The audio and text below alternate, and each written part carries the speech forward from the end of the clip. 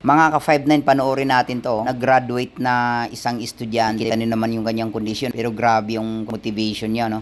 Gusto niya maging scientist. I'd like to celebrate one special person today. I saw someone walk without shoes. May I ask you to stand up, please? Can you please come here? I want to have a picture with you. Come on. Because I want to celebrate that you are not disabled, but you are differently able. Palakpakan niyo po siya bilang isang nagtatapos. Yeah, what's your name?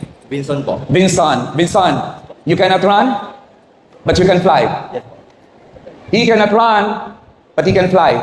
He will soar high. Anong pangarap mo sa buhay? Scientist po. Scientist. Anong gagawin mo after this?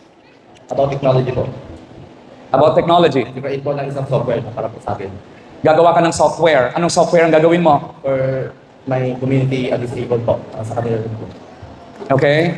Anong kailangan mo to be able to create that? Equipment po, katulad po ng computer set. Computer set. Meron ka bang computer set? Meron po pero low specs po. No specs. Anong kailangan mo? High specs po. High specs. Pwede bang yun ang regalo ko sa iyo sa graduation? Yeah, because his answer is not for himself. His dream is for others.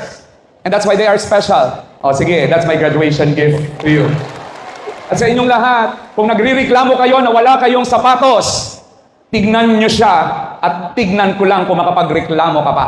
Sometimes we complain that we don't have shoes. We don't have brand new shoes.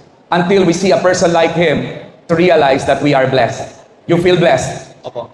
Do you believe that you are blessed? Yes po.